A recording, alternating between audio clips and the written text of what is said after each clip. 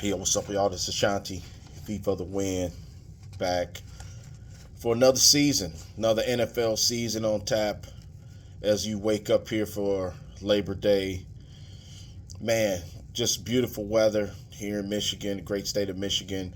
As we, go through another off season, draft, preseason. Now the season's finally here. As we start off the season this year. Thursday night. I love the Thursday night games. Y'all know this, especially the first week of the season as we, look at the Baltimore Ravens, Kansas City Chiefs to kick off this 2024 season. The Chiefs coming off back-to-back Super Bowls. Man, what else you got to say about the Chiefs, man? Just totally, the class organization, class in the NFL right now. That team got better. Baltimore, with Lamar Jackson, same thing. They've gotten better. I think the question is with the Ravens is can Lamar Jackson get enough help? You know what I'm saying? Elsewhere, other spots on offensively. Zay Flowers looks like he's a player. Had a great season last year. His rookie. They're going for it. Whenever you add a veteran running back like Derrick Henry, that just tells me management realized the situation, the window they have with Lamar Jackson, and they're going for it. You know what I mean? Love the pickup to get Derrick Henry in this situation for him. He's going to be motivated. Kansas City's got, Xavier Worthy. They drafted him from the draft to go with, Rashay Rice. I mean, it's some players there on both sides of the ball, man. Just to look at this game, George Karlaftis, look at him for the Chiefs. Great season last year, young player, young, good linebacker, fearless, plays with an attitude to go along with Chris Jones, who's, the best interior lineman in the league, in my opinion. To go with Trent McDuffie on the outside. Man, the Chiefs Ravens is going to be a good matchup. You look at the Ravens get Kyle Hamilton at safety, who's arguably already one of the top 6 or 7 safeties already in the NFL. So something's got to give. Can't wait to watch this game, get the season kicked off. Love it. Coming up today, we're here for division matchups, division winners, my predictions. I think that this is going to be, very tight, NFC. You know what I'm saying? We're going to talk about the NFC right now real quick. We talked in the NFC East, the NFC West, the South, and the North. The NFC East, the Giants, the Commanders, the Eagles, the Cowboys. And based on what I saw last year, my pick was I was thinking the Eagles was going to actually win the whole darn thing last year, and or at least make it to the Super Bowl. I did have the Eagles winning. I thought they would beat the Chiefs last year. They fizzled out, man. To start off 10-1, basically almost got their coach fired. Sirianni, I think right now is coaching for his job, in my opinion, this year.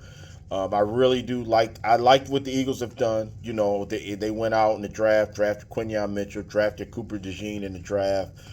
They signed Saquon Barkley. I really do think that this is an improved football team. They recently just got Jahan Dotson to add to their receiving room. The rich get richer. In the NFL, when you're a good team, deals like that always seem to be always to be made. It's always another player that Super Bowl teams add to their roster, whether it's a veteran or a team maybe in position of need. They may feel an injury might allow them to give them some flexibility if an injury occurs. So I do like Philly to win this division, the NFC East. Eagles going to win this division, I think. But hey, I'm not naive to the fact that there were some problems last year with the Eagles, which was to my surprise. Like I said, Sirianni, they have to get off to a good start, or he may lose his job. I mean, after 5 or 6 weeks, if they're 3-3 or something like that, a 3-4 start, 3-5 start, you could see a change in Philly at the head coaching position. just talk about a couple teams in their division. I think the Giants are not very good. I do like the D line though. I like Brian Burns. I like Kayvon Thibodeau from the start. I think they got some pieces, but I just don't. I say they're not very good because I pin it all on Daniel Jones. I don't think he's very good at all. I think it's going to be a tough year in this division for the Giants. The Commanders are coming. I think the Commanders got a little bit better, offensively and defensively. I like Jaden Daniels, but again, he's a rookie. Going to have to go through it. I think out of all the rookie quarterbacks, the Drake Mays and Caleb Williams, I think Jaden Daniels is probably right there up underneath Caleb Williams.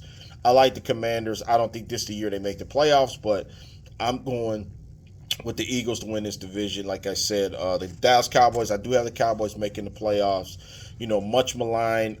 Dak Prescott, constantly being talked about in the media, for whatever reason, whatever decided to lead you on with Dak Prescott. If he's good, if he's not a Super Bowl winning quarterback, if you think he's just average or whatever the case may be, I just think that Dak Prescott might not finish his career in Dallas. That's how I feel about it. Maybe I'm not saying it's going to be this year or next year. It just feels like a recipe for not for him just being a guy like that. That Jerry Jones, I think, as each passing disappointing year goes by, realized that he's not the guy. But I don't think he's kind of came out and said it. He's actually supported Dak Prescott, but I don't know, man. I think the Cowboys got some talent. But I think that it's going to be a situation where they're going to have to find, identity. I think the part of their identity is like when they had Zeke Elliott eons ago, it seemed like, Zeke Elliott was a guy that they counted on. They gave him the ball 20, 25 times, and then they ran the offense through him. I don't know if they got that bell cow guy right now. They do have some guys that's up and coming, on the defensive line, on the offensive line, and on offense. But, you got CeeDee Lamb. You paid him the big contract. So right now, it is something there with Dallas. I just think they fall short in the playoffs this year. Mike McCarthy could be his last year in Dallas. You move to the NFC West, with the Rams, the 49ers, representatives of the NFC in the Super Bowl last year. You got the Cardinals. You got the Seahawks. Listen, let's just start with the Seahawks. I don't think they're a playoff team this year. I think they got a lot of questions at quarterback. As far as what I mean is, we know Geno Smith is the guy. We know that, and listen, Geno Smith has kind of like shut me up the last couple of years, as I was kind of waiting on the shoe to drop on him. But actually, he's played well. Now this year, I don't know, man. It just seems like the window's closed on this Seattle team. They got some very good cornerbacks. Listen, I don't have to go through the roster just this second, but Seattle's got some talent, man. I like the Charbonnet, Kenneth Walker duo at running back. I think that will take some pressure off of Geno Smith, but ultimately I think this team falls short and don't make the playoffs this year. New head coach too, and Mike McDonald, defensive guy. I like him as a defensive mind. I think it's going to take some time to get the players he wants, get the scheme he wants. The Arizona Cardinals, I think I got this team with an asterisk by it. I do think the Cardinals is something there with this team. They've like not been relevant the last couple of years, but when you get a guy like Marvin Harrison Jr., clearly one of the top receivers in this draft. I had him and Malik Neighbors as like my two guys, but I like Arizona. I like Kyler Murray. People talk about his size and everything like that, but I do think he's a playmaker. I think he's another guy that has to have the right talent around him. I do think Michael Wilson, a receiver from Stanford, a guy I kind of was waiting on to bust out last year. Maybe he comes back if he's healthy, to have another target for Kyler Murray. James Conner, damn good, serviceable running back for this team. Look for the Cardinals to kind of stay in the mix. I say 6 or 7 wins for this team. The San Francisco 49ers. I think the Niners, listen, they made a Super Bowl last year. Say what you want about Brock Purdy. I think Brock Purdy's serviceable. A guy that, as for me, he still has some questions. I mean, he's got a question if he could do it again. It's always like, what have you done for me lately in the NFL? And I think that Brock Purdy's going to be the perfect guy to kind of like not if you want to say you're still skeptical of somebody, I think Brock Purdy falls underneath that category, at least for me. Maybe not 49er fans, but that's how I feel about the situation. Listen, still one of the top two or three rosters in the NFL talent wise. They're going to get Hufanga back at safety. I think that's going to be key. The secondary is always potent on this team. I think the setback is is the defensive line going to be able to control games? Is the offensive line are they going to be able to control games like they did in the past? I'm very skeptical of this team. As far as like winning it all, that's what I mean. Skeptical. I think the Rams are the best team in this division. I think the Rams are going to win the division. Like I said, the clock's ticking on Kyle Shanahan as a coach. People may not say he is a good coach, but can he get this team over the hump, man? I think that's the biggest problem with Kyle Shanahan. Sometimes it's no disputing that he's a great mind, but I don't know if he kind of overcoaches sometimes, or if that even sounds right, overcoaching. But I don't know. To me, Kyle Shanahan, to me, the clock's kind of ticking on him to win the Super Bowl with this team. So, yeah, the worst thing you can do in the NFL is to think you got time. And I think when you make it to the Super Bowl a couple times and don't win it, man, it's hard to get back again and then try to go back a third time in 4 years or third time in 5 years and try to win a Super Bowl. It's very hard, man. So Brock Purdy, that's the biggest cloud over them to see if he can make it to a Super Bowl. I do think this 11, 12 win team still going to make the playoffs. But I do got the Rams. I got the Rams in NFC West to win the division. Maybe by one or two games. I think the Rams are the best team. They're young. Now, they are young, but I do think they got the best quarterback in this division, in Matthew Stafford. Matthew Stafford already has a Super Bowl under his belt, made the playoffs last year. They lost to the Lions, which is not a slight or anything like that towards anybody, but I think Matthew Stafford is a guy that's a seasoned veteran. He's the perfect guy that you would want to lead your team, especially a young team, and I think that he can really direct this team. You got Sean McVay, one of the top coaches in the NFL. Look for the Rams. To me, I think the Rams win this division. It's going to be tight. I think this division is going to be tight. I think this is probably if I had to rank them in the NFC, the top four divisions, out of the four divisions, I think this is number 2 behind the NFC North. I think the West is going to be tough, but I'm going to give it to the Rams. NFC South, hey, listen, people laugh at this division last year. Tampa won this division. Baker Mayfield, I think, resurrected, kind of saved his career by kind of going in there and being the leader that they hoped for. And I was happy for Todd Bowles, because Todd Bowles is, kicked around sometimes or not being, a good coach or anything like that. But I was happy for the Bucs last year. Bucs got super talented on defensive end. They did lose Carlton Davis to the Lions. He left. Was a couple guys. You still got Kalijah Kancey on defense. Listen, I like this team, man. I do. I like the Bucs. I don't think they're going to win the division this year. I think they're going to miss the playoffs too. I don't know if the Bucs can sustain maybe what they did last year. I see them maybe losing a couple games that they might have won last year. I think the season or derail from 1 or 2 games could turn your season around from the good or the bad. So I'm going to take Tampa not to make the playoffs this year. Tentatively, I say that because the next team, I go with the Falcons. I think the Falcons are going to win this division. That's why I say Tampa's not going to win. I think Atlanta will win. I think Atlanta's got a better team. I think the offense is going to be deadly. We know Kirk can score. Kirk always scores in bunches. Say what you want about Kirk Cousins. His offense is usually, he's got a couple playmakers all the time, and he's able to deliver the ball. Kirk will get you 4,000 yards and 30-some touchdowns and be a fringe MVP candidate. I think the problem with Atlanta is maybe their offensive lines, maybe still kind of getting it together. I like Matthew Judon. The signing of him and Justin Simmons were great. I think that shows that kind of maybe put them over the top, in my opinion, to pass up Tampa in this division. I think it's going to be close. I think, like I said, Atlanta and Tampa are going to battle this thing out to the end. Ultimately, I'm going to take the Falcons, like I said, just based on Bijan Robinson, Kyle Pitts, Drake London. Oh man, their offense is to be had. I think they're ready to take off and ascend here. Brand new head coach and Raheem Morris as well. You talk about the Saints, you talk about the Panthers. I don't think it's much there. I think the Panthers may be a little bit better than what people give them credit for. They did give Bryce Young, a weapon in Xavier Liggett from South Carolina at receiver. I think this kid's a beast, but it's going to take some time.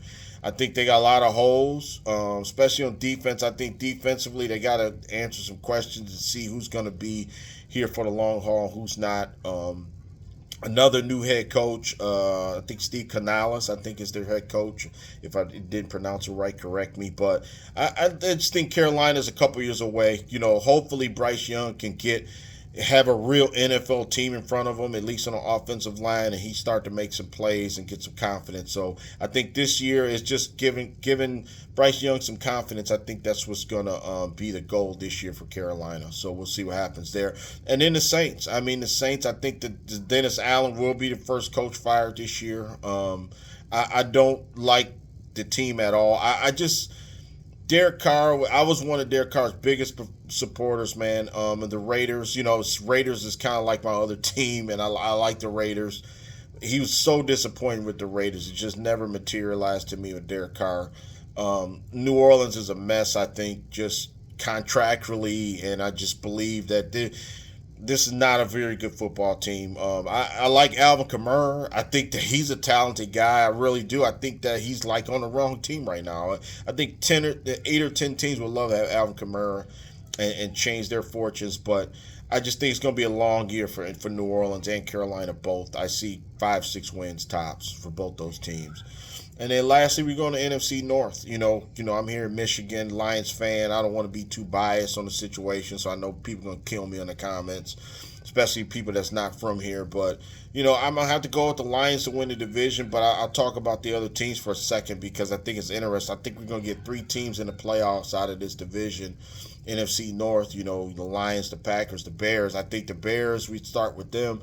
I think they're a fringe playoff team. I think they will make it. I think 9-10 wins tops. I think they're going to be right there, man. And I base it solely on what they've done offensively, man. We know their defense is pretty damn good and kind of scary to begin with. They gave the Lions fits last year. Actually, they beat the Lions, and they should have beat them. They should have beat the Lions twice, actually. If it was for a fluke safety at the end by the Lions and kind of wrapping that game up.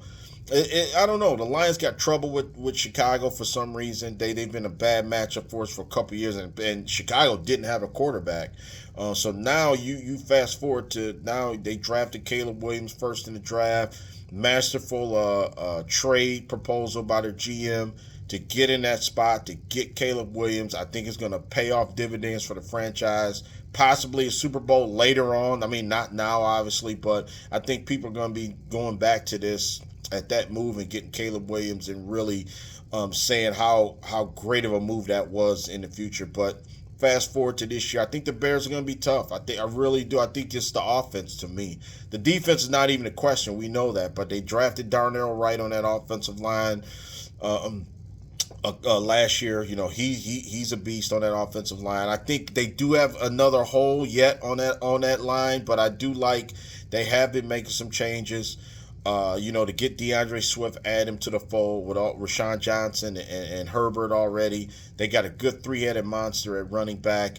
You add Rome Odunze from the draft to go with DJ Moore. Keenan Allen, you added him to go with Cole Kmet. Listen, this is going to be fun to watch. I'm all in on Caleb Williams. Let me just say that as a whole.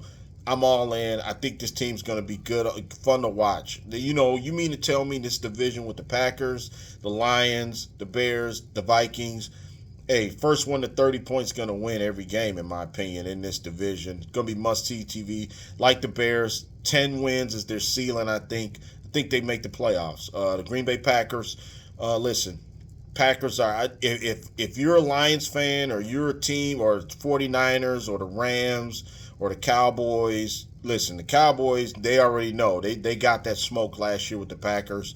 Listen, Jordan Love is one of the top 7-8 quarterbacks in the league, in my opinion.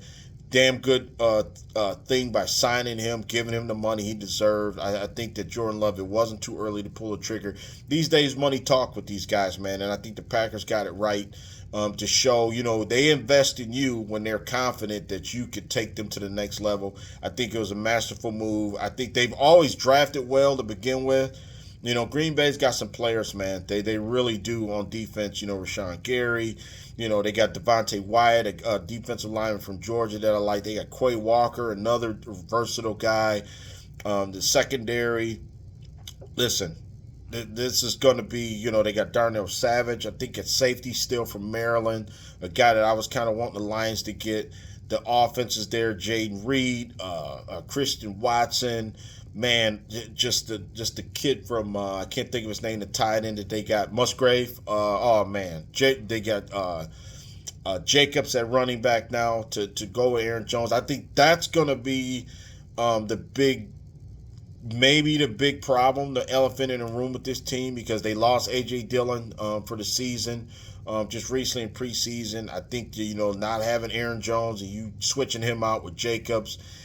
Listen, Jacobs has got to stay healthy. A couple years ago, he did lead the league in rushing with the Raiders, but I think it's going to be a situation where the Packers are going to be there at the end. I really do. I think that they're going to challenge the Lions. I think that the Lions is going to be put your head down and put it up in 48 minutes, and we're going to see who's going to be 60 minutes of football. We're going to see who's going to be able to win those games and battle of attrition between the Lions and the Packers. I do like the Packers, obviously, to make the playoffs.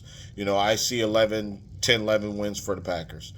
Then we talk about the Lions. I mean, you go to Lions here in Detroit. I mean, people here, me, myself, my podcast partner, we got high expectation for the Lions, man. I just think that, not being biased or anything like that. I mean, if you look at the road this team has traveled within the last 2 or 3 years, I mean, going from hiring Dan Campbell to going 3-13-1.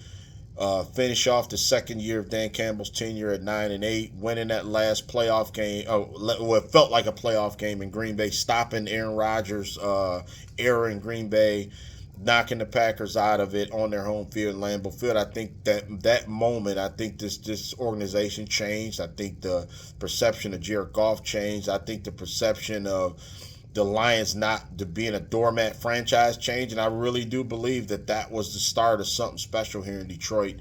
Last year, winning the division for the first time since 1993, I think it was.